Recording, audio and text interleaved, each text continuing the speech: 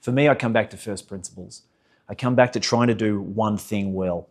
If I wake up or I'm in a moment or I'm in a rut, I always go back to that. What's the one thing well that I can do right now?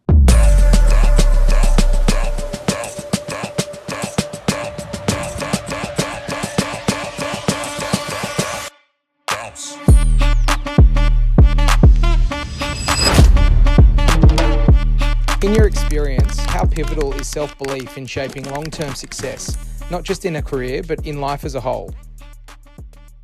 At its core, I really believe self-belief is a self-fulfilling prophecy. If you believe in yourself and your capabilities to do your life's best work and have the greatest impact you can for yourself, your family, and your community, then that'll underpin that growth mindset. For me, it's about celebrating the small wins, identifying how you can make incremental gains, and importantly, looking around at people who are doing their best work, whether it's at your workplace or in your social settings, to get inspiration to improve even further. Can you take me back to the moment you first had to back yourself, before there was any real evidence that you could do it? What made you choose belief over doubt in that moment? Yeah, probably the first moment here at the Sydney Swans that I really had to back myself was 4 weeks into the peak of COVID. I'd only been at the club a handful of weeks, and really quickly we identified that our backs were to the wall. We were one of those industries, mass market and entertainment, that were impacted early. And without all of the data, because it was such an uncertain time, we had to go back to first principles to back ourselves, establish really high trust levels, and establish a great sense of curiosity and determination to work our way through. Speaking candidly, we were 4 weeks off not making payroll.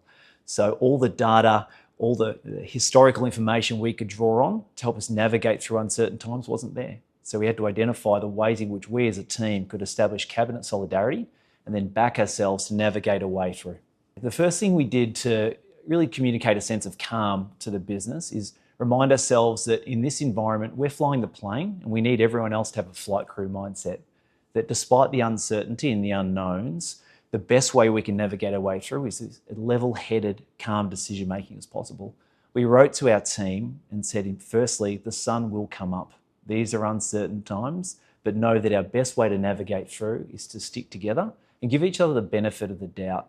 I think the benefit of the doubt is a concept that's so important when you're navigating change or dealing with setbacks. It's something we often forget. And that way, the benefit of the doubt mindset meant that we recognised we may not have all the answers, but let's back ourselves to find a way through together. How do you build belief on the days when results, confidence, or motivation just aren't there? Building belief when the results, motivation, confidence isn't there, if we're honest with ourselves, happen to every single one of us at different times during a calendar year.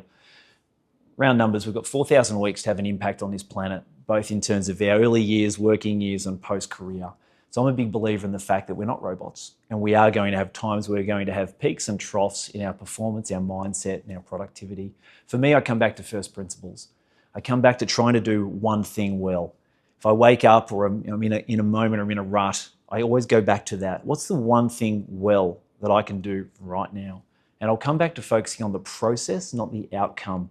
If you go back to that principle, then you get yourself out of that rut by just doing it well and then compounding benefits. Think about the next thing well and the next thing well. We often discuss internally about trying to move your mind from red and amber lights to green. Another way I do it is language. So often if I find myself in a rut, I might be using language like I have to rather than I get to. What's the hardest challenge you've ever had to push through? And how did that experience reshape the belief of what you're capable of? Fantastic question. Culture is elastic. We believe that it requires sunlight and water. You can strengthen it and dilute it every single day. For people to show up and do their life's best work here at our football club, we absolutely believe that people need to understand and connect to a deeper purpose. Yes, we're just playing football with our elite men's and women's teams, but we're doing so much more. We're connecting with 2 million fans on a day-to-day and week-to-week basis. So one of the things we do is encourage people to reflect on what's their personal why.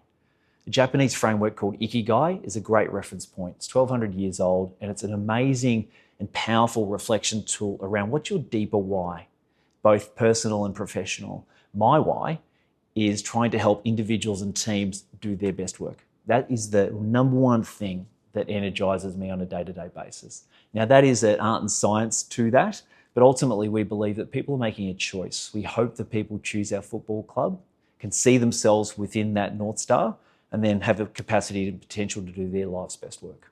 Do you have a deeper purpose that drives you? And how does that shape the way you show up, train, and perform every single day? The men's team were in a bubble that moved around to different markets. And speaking to the coaches, one of the things they tried to instill is a sense of radical acceptance. So to recognize that this is where we are in this moment. How do we embrace that and actually try and galvanize people?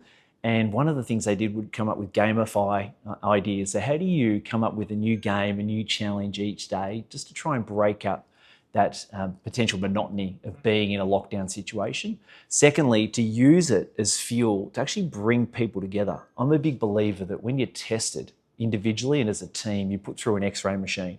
I think when you go through that X-ray machine, all the whole parts show up and all the cracks show up.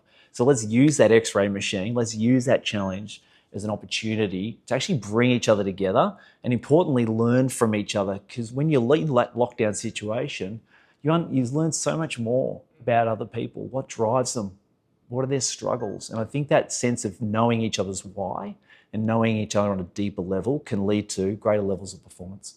We had to make the hardest decision and exit 50% of our people. So when we came through that challenging time, as hard as those decisions were, I actually think as a business and as a club, we came out match fit. And I think we right-sized our business and set the foundation to then thrive in this new post-COVID environment. We had a 3-part plan, Dave, in that phase. It was survive, reset, and thrive. How do you lead others to believe in themselves, especially on the days that they're struggling to see it? Yeah, one of the great opportunities we have as a footy club is we're a broad church. So we have employees here that are 18. We have employees in their 60s. You might have heard me talk about, and we've probably had conversations about the fact that we've also got talented staff, some who've never finished school or have completed minimum schooling through to PhDs in really specialised areas. So for us, the first point is recognising we've got a broad church and that as leaders, our obligation is to identify how to connect with each individual on a deeper level and recognising that there will be peaks and troughs in their belief and their performance. One of the first things we come back to, whether it's a player or a staff member, if they're going through a challenging time and their belief might have dropped, is we firstly encourage them to reflect on their wins. Pause and think about when they've done their best work recently, and then get them from that point to then reflect on, coming back to that one thing well concept, what can they do? What's in their wheelhouse that they can do today on and off the track? Looking back on your journey, what role has belief played in getting you to where you are today? And what advice would you give to somebody who's still trying to build that belief in themselves? I think one of the greatest things that individuals can do at any stage in their career is understand, as we talked about, what their why is. Everyone's had their different journeys to date. My journey has been probably forged by setbacks and challenges, but that has made me, I believe, who I am today. So firstly is encouraging people to reflect on what's their motivation, what's their life force that's driving them over their 4,000 weeks on this planet to do their best work. And I think without that self-reflection, without understanding their deeper why, I don't think you can establish the building blocks for higher performance. So I'd encourage people to start there. And secondly, to really try and drive, if it's not automatic in you, build a sense of curiosity. Try and become one of the best people, elite at asking questions. I think there are 2 characteristics that underpin high performers. One is curiosity, and the second one is candor. The ability to be both curious, be an elite asker of questions, and secondly, be respectful, but be candid. Say what you mean and mean what you say. So one thing's for certain, whether you are part of a high-performance sporting organisation or in any other walk of life, you're going to hopefully experience success, and almost certainly you're going to experience setbacks. So one of the first things we do is reframe that loss. So it's a setback, but we cannot be defined by a single win and loss.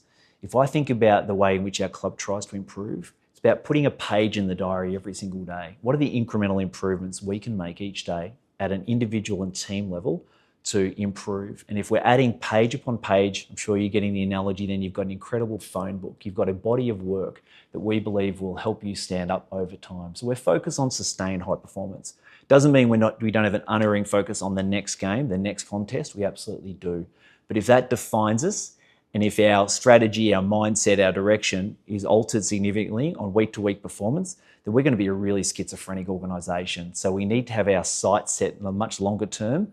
The challenge is then bringing our members and fans along the way, because I'm sure you appreciate that when you lose, you get lots of feedback. When you win, everyone just leans back and says, fantastic, the club's on a great journey. So it's the narrative that our coaches and our leaders can drive around, yes, our shorter term focus, but importantly, what are we trying to build for the future, for the next 10, 20, 50 years? Our club's been around for 151 years. We want to be around for 151 more.